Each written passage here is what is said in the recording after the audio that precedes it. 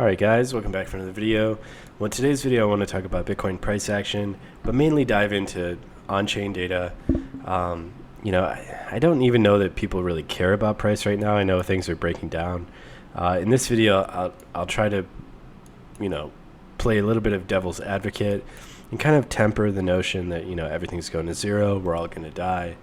Of course, Bitcoin is setting new lows. I don't really spend a lot of time trying to call the bottom, but I am bullish on Bitcoin long term. So, I really don't join the chorus of people, who are extremely bearish. Now, you may think that's like ridiculous, and that this is the time where you should be the most bearish. I guess there is some logic in that. I mean, maybe you are following Twitter and you're expecting whatever narrative on Twitter to play out. Who knows? But for the sake of this video, I'll just try to put a little bit of brakes on some of the the uber bearishness. And what I want to talk about is the volume climaxes, and really pay attention to whenever you see volume peaking dramatically, like right here. So you had your 2017 bull market high put on extreme volume on Coinbase. Why do I look at Coinbase? Well, it's a spot exchange, and spot volume is the most important. I don't really pay a lot of attention to the derivative volume, just because I think the spot market leads the market. But anyway, you see this peak coming in right here on Coinbase, and that's your pivot on the market. Now, you may be saying, why am I looking at the inverted chart? Well, I'm looking at the inverted chart because the inverted chart does a really good job at tempering your bias, right? So if you're, extremely one way or the other, sometimes you can flip on the bearish chart, the inverted chart, and it'll force your mind to look at things from the different perspective. And ultimately, which direction price is going when you get the volume climax doesn't actually matter. It still has the same effect on price. So you get this volume climax coming in right here, and that's your pivot on the market for a better part of a year, right, until the bull market peak right here. Remember, this is the inverted chart, to the bear market bottom right here, roughly a year or so later. And then you get another volume climax, right? You get the descending volume, so you get your peak, and then you get the beginning of a new trend, right? And then the trend is on declining volume, and then you get your volume peak again. And that's the start of a new trend. It's a pivot on the market, right? We talk about pivots a lot. I'll talk about quarterly pivots, but this is another way to understand pivots, right? Where the trend holds the least amount of significance. So if you look at this, you see the volume start to come in here. Now the candle, the weekly candle where all the volume came in, it didn't mark the absolute low, right? You still trade. You have 1, 2, 3, 4 weeks trading below that low right here. So that that's a pretty long time if you're in it, right? And remember, fear is peaking here at the bottom of the market. 4 weeks trading below it, and then another 5, 6, 7, 8, 9, 10, 11 weeks. Kind of around these capitulation lows. That's a long time, right? And then you get another slow grind here, and then break up. So that's very significant. And then of course you get your volume climax here, your slow grind, and then the break of the consolidation right here, and then you get another volume spike to break the consolidation, right? But it's not crazy high, right? A lot of times you'll get this, like right here, right? When price was consolidating within this wedge and getting wedged right into this corner, you see a little bit of a break above the volume moving average right here, break above, and that's the break of the consolidation. But it's not extreme in a historical context. It's when you get to the extremes in historical context that it starts to become a pivot on the market. So you get a break here, and then the trending behavior after the break, volume comes in here again. But remember, it's not extreme historically, right? At least relative to the prior peak. But then you get this peak right here, and this is extreme, eclipsing the previous pivot right here, right there on Coinbase, and then that's your high, right? So it marks off the pivot points. So you get your peak here on heavy volume, and that peak starts a new trend, and you get a consolidation right here, right up into this point right here, and then you get your break right there, volume comes in, yada yada yada, and that's the end of it. And then you get another volume peak right here, right? This is March 2020. Remember, it's the inverted chart. You get your crazy high peak right there. That's a pivot on the market, and then price just bleeds down into basically the all-time high. You do get a volume spike here, but again, remember it's not extreme relative to the previous spike, but this one, it starts to become extreme in that sense. Again, it's not perfect. A lot of times, Bitcoin actually will not have volume spikes at the highs. For whatever reason, this actually works better at the lows. You tend to see those capitulation lows come in with the heavy volume flush. It doesn't work as well at the highs. Still works, especially at a parabolic blow-off top bull market, rather than a distribution pattern, which you had here. This is a Wyckoff distribution if we were going on a daily chart. It doesn't work as well there as opposed to your parabolic blow-off tops.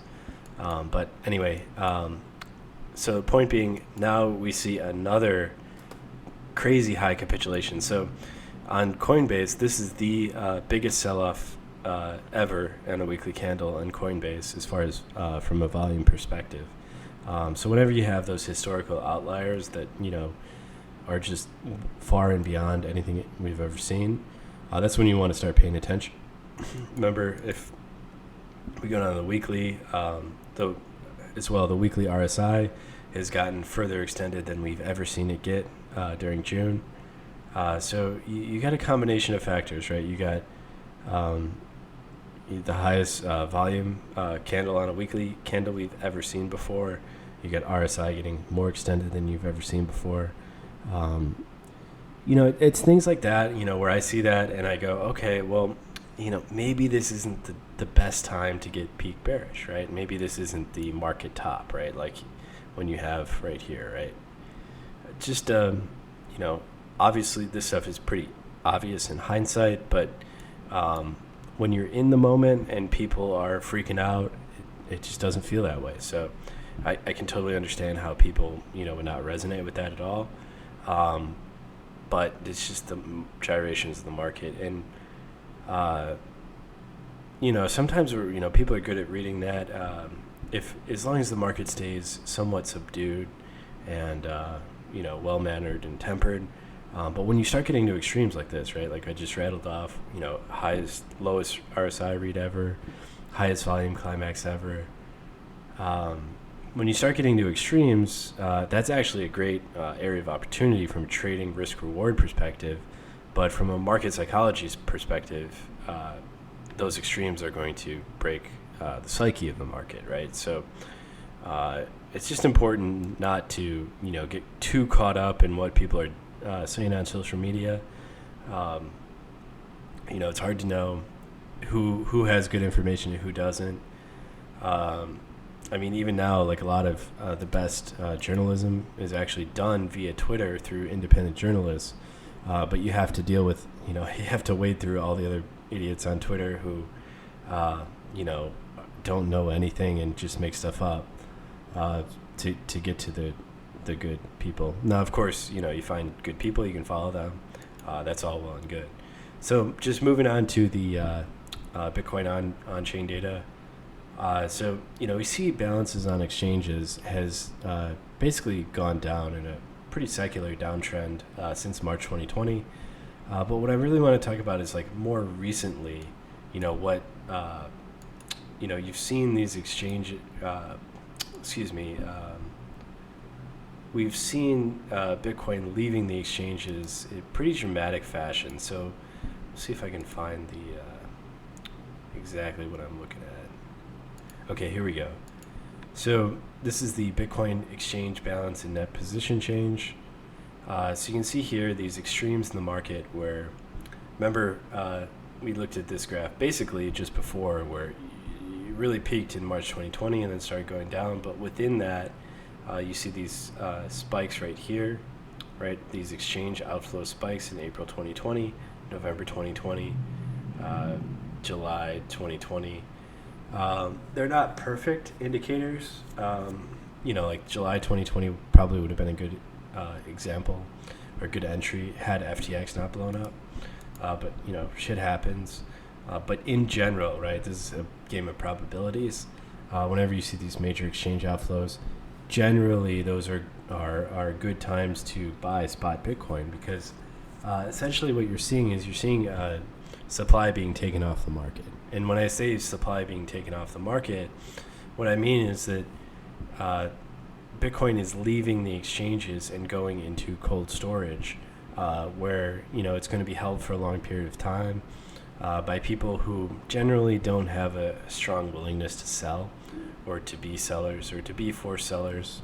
Usually, they're not people using leverage. They're people who are storing it in cold storage for a long period of time. So make of that what you will. But what's also going on at the same time is you're seeing the Bitcoin leaving exchanges. You're seeing the stablecoin reserves on exchanges go up pretty dramatically. So that's just simple supply and demand. If you have Bitcoin leaving exchanges at a high rate and stablecoins entering exchanges at a high rate, well, your ratio of stablecoins to Bitcoin is is different, right? So stablecoins represent demand in the sense of dry powder on the sidelines that can be used to purchase Bitcoin. And Bitcoin itself represents supply. If demand goes up and supply goes down, price necessarily goes up. It's just basic economics 101.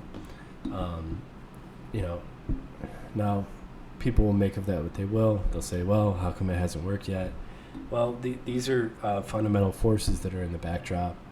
They don't have to play out instantly, but I mean, look, if people keep taking their Bitcoin off exchanges and all you're left with is stablecoins on the exchange, I mean, at some point those stablecoins will be deployed to chase a limited and scarcer amount of Bitcoin that are available on the marketplace.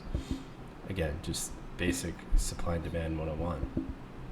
Now, of course, Bitcoin is leaving exchanges because, people have had a crash course in counterparty risk with the whole FTX insolvency and blow up.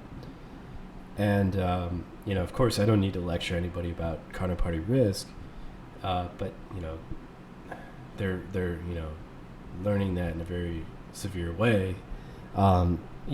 I think it's ultimately a good thing, right? Because I do think, not in the U.S. regulated exchanges, but if you think about how many exchanges there are globally, how many of these exchanges are selling Bitcoin that they don't own, right? You can just sell Bitcoin, and as long as people don't withdraw them all at once, right? If you're not audited and backed 1-to-1 in your reserves, then you can effectively operate a fractional reserve system, very similar to what we have in the fiat banking system, right? Where customer deposits only represent a very small fraction of banks' ability to issue credit. And this is ultimately, obviously, it's horrible what happened to people in FTX, but this is ultimately a good thing because as people are, withdrawing their coins from exchanges, it forces them exchanges not to be able to rehypothecate Bitcoin and to essentially sell Bitcoin IOUs. And now think about it from the perspective of, if you've got these stable coins on the exchanges and the exchange is selling rehypothecated Bitcoin, or they owe more to customers than they actually physically possess. Well, in order to process these withdrawal orders coming through, they may have to take those stable coins and buy Bitcoin.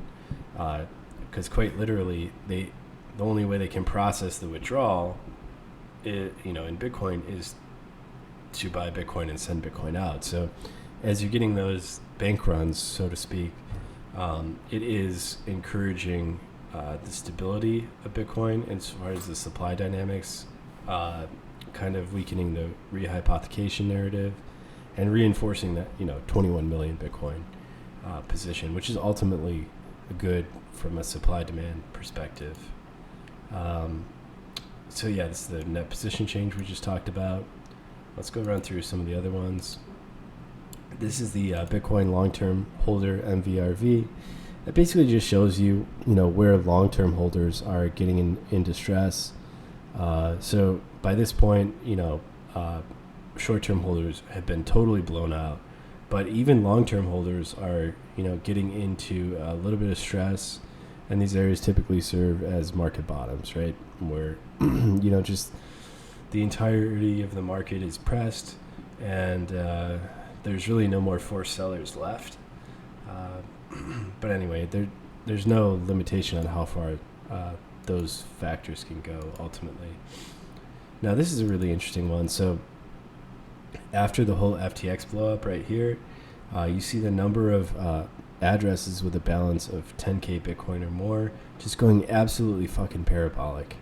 This is really interesting because, again, balances with 10K Bitcoin or more, at that point you're talking like major corporations, nation states, these big players, and quite literally the number of these big players with more than 10K Bitcoin balances is going parabolic. So people talk about institutional adoption, right? This is institutional adoption right in the chart, right? The number of Bitcoin addresses with more than 10K Bitcoin is going parabolic. How else do you define that other than institutional adoption, right? It's adoption of very large players, right? Whether you want to call them institutions or very large players or whatever, the big boys are getting into the market, and that we can see that on chain. It's just data. It's not good or bad. It just is what it is. Now let's keep going. So this is not a Bitcoin related one. It's just interesting. Hedge funds have extremely low stock exposure. Make that what you will. At a certain point, if everybody's short, there's really nobody left to sell, right? And as interest rates are getting higher, the cost of maintaining a short position, because remember, a short position, in order to have a short position, you have to fund it, right? It's a leveraged position, and leverage has cost of capital, cost of financing. So as interest rates go higher, the cost of holding on to a short position also becomes higher. So if you have a situation where, everybody's flat and, everybody's already sold, and the cost of maintaining short positions is extremely high, then, there's really nobody left to sell at that point. Again, it doesn't mean that the market is, ready to enter a bull market. It just means that, you can have brutal rallies in a bear market, and it doesn't ultimately mean anything as far from a macro perspective. This is just talking about supply on exchanges. Stablecoin supply is going up. We talked about that before. This is, there's a lot of capital has left the market, completely left the market. So not even gone to stablecoins, but to, gone into stablecoins and then gone into fiat, entered the fiat banking system. But there's still a lot of stablecoins supply on exchanges, and a lot of times this capital is just waiting for a catalyst, right? Just waiting to deploy, essentially. Now, let's see right here. So this is the net realized profit and loss. Now, I think this is really interesting because if you look, this graph may not really capture it well, but if you look at the net realized profit and loss from basically everything that resulted after the Luna Terra crash, you had the highest period of realized losses in Bitcoin ever, in Bitcoin's history, ever in its entire history. And while this FTX saga, realized losses coming in here, doesn't really hold a candle to this. When you look at it in the aggregate, right, if you add this to this to this, and you look at it in the aggregate, it's just adding on to that, right? It's running the lows below here and adding on to those realized losses. So if you look at this as one large capitulation that's occurring in 2022, it makes it that even more impressive from that perspective. Now let's cancel this one. Let's go on here. So we just talked about Bitcoin entities with greater than 10,000 Bitcoin going up, these mega whales. Also we see Bitcoin shrimps going up, going parabolic as well, following the FTX collapse right here. The little guys, the big guys, everybody's accumulating right now. So again, it's another fundamental thing that I kind of try. It's a warning shot, right? It tempers any bearish bias. I would feel people may say, well, if everybody's accumulating, why is price going down? Well, a lot of times price moves based on the marginal seller and the conviction of the marginal seller. So if people are, if the overwhelming state of the market is fear, obviously price is going to go lower for some time at least. Now let's move on to this. Now this is really interesting. So this is the Bitcoin hash rate, and what I find really interesting is the Bitcoin hash rate is going absolutely parabolic, right? It's shattering the all-time highs at a time period in Bitcoin's history when it's the absolute most expensive time to mine Bitcoin, period. It's never been more expensive to mine Bitcoin than it is currently. And despite that, there's more computing power being plugged into the network than any other time in history. So that really tells you something, right? It's a really real signal right there, right? What do miners know that we don't know, right? That's, anytime somebody starts talking about miner death spiral, that's generally going to be a good indication that the bottom is near. Just backtesting different narratives. I haven't really been able to find anything better for predicting bottoms than the Bitcoin miner death spiral, because it seems to be a very compelling argument, but it just doesn't work in reality, right? And we see that same argument right here, right? This kind of ties back into the hash rate notion that we were talking about, and how it's more expensive than ever to mine Bitcoin, but yet more people are doing it than ever. And this is kind of showing you that in the hash price for Bitcoin, or revenue per exahash. So it's just showing you that, you have to, the amount of Bitcoin you're awarded per, exahash or whatever, is very low from a historical context. And yet people are, securing the network. The mining business is as big as it's ever been. People lose the forest for the trees when they talk about Bitcoin mining narratives, because when there's Bitcoin revenue per exahash is very low, you have some miners who are not well capitalized, or who have inefficient sources of energy, or just for whatever reason are not able to compete in the market, and they go out of business, and people tend to focus on that. And meanwhile, they miss the fact that, some people are going out of business, but the overall hash rate in aggregate is going up. So yes, some miners are going out of business, but more are stepping in. More miners are entering the space than are being, washed out. And you see that reflected in the hash rate going up, right? It's not going down, it's going up. So it's a sign of health, right? Bitcoin mining is extremely competitive. It's ruthlessly capitalistic. And if you're not running an efficient operation, you're not going to be profitable. You're going to go out of business, just the way it is. But it doesn't mean it's the end of the world. It's just natural market forces. We already saw this, so let's see. So this is kind of tying into what we were talking about before, Bitcoin miner balance. So this is showing you, like, some miners are being forced to sell, sell some of their treasuries, right? That's pretty obvious considering the price per exahash is very low, right? Some miners have to, sell their liquid asset, Bitcoin, to generate the cash they need to pay their liabilities. Again, but just tying into the big picture, right? We're not seeing this reflected in the lower hash rate or any type of downtrend on hash rate. So here's another interesting one. So here you can see Bitcoin exchange net position change, just showing you that like Bitcoin is leaving the exchanges. Right, it's going to cold storage, hardware wallets. This is the price versus realized cap. I won't go into too much detail about what realized cap is, but it's effectively a good way of measuring opportunity cost. Right, so price may be a good buy from a broad, timeless perspective. But if you incorporate the element of time, then you have to incorporate what's called opportunity cost.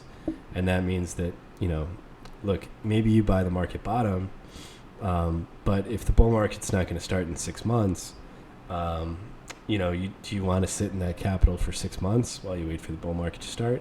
No, you'd rather buy the bottom after the consolidation, basically at the same price level 6 months later, because the opportunity cost of not putting that capital to use is money you lost, right? So anyway, realized cap is just an effective way to try to measure that. Anytime price gets down to this level right here, it's showing you that the opportunity cost of Bitcoin is exceptionally low, and it's a good time to buy spot holdings. Now let's go back to our final clip right here. So this is this is really interesting. So this is the percentage of the Bitcoin supply that has not been active basically for an entire Bitcoin cycle, right? So basically this supply is people who have held through the bear market following the blow off top in 2017, the bear market of 2018, through the run up of 2020, even 2021, and then through the current bear market, right? They've held an entire cycle. And that number of coins is just going incredibly parabolic, which, there are a lot of different arguments to be made about this. People say that this makes the market less liquid. And in a way they're right. But, it is reinforcing the supply dynamics of Bitcoin by having people hold it in cold storage in that way. It really enforces the 21 million supply cap. Again, going back to the rehypothecation we were talking about. Now, I don't know that, is Bitcoin being held in this way make the market less liquid? Well, on an objective level, yes. But really, market makers provide liquidity at the exchange level. So when people are talking about liquidity, what they mean is the ability to go on to an exchange and place a very large order. And that's a different concept than what we're dealing with here, right? That's more about the depth and how well capitalized market makers are. Not even necessarily in Bitcoin. Really doesn't have anything to do with Bitcoin, right? You could have an extremely well capitalized player like JP Morgan or Goldman Sachs who's able to step in as a market maker and provide those deep and rich capital markets that people want when they're a major player and they're looking for liquidity. I don't think it really has to do much with the Bitcoin supply and cold storage. But again, I could be off on that. I'm not a market maker myself. I don't plan to be, don't claim to be. Just another Bitcoin pleb. Just hanging out during this bear market, watching people on Twitter sort of lose their minds.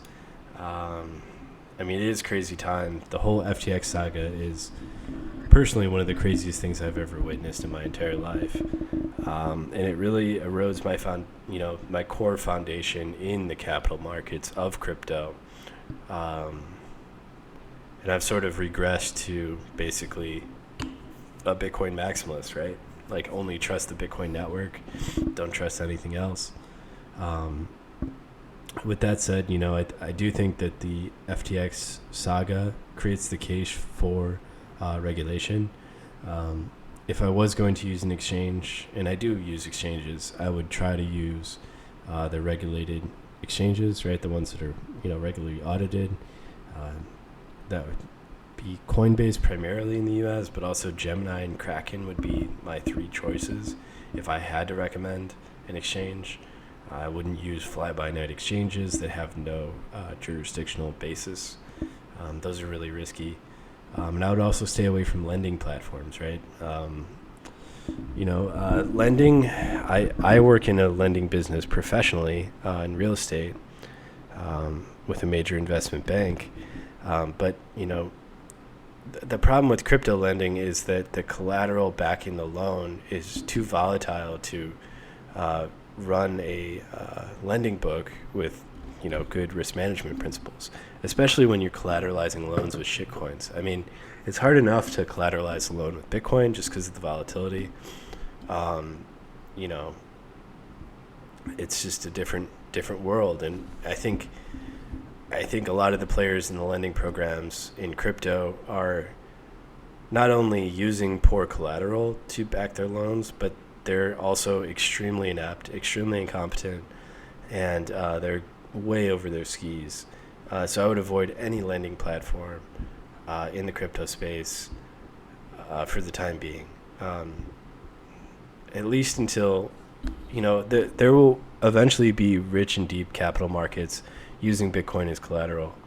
But I think we're not there yet, right? It's something that will happen in the future.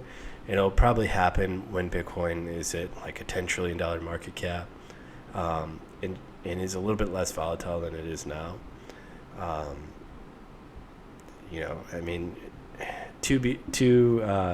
Coming to a theater near you soon, essentially. I do think that there will be a Bitcoin collateralized world in the future. It's just not the world we live in right now, and something you want to steer clear from. Again, not financial.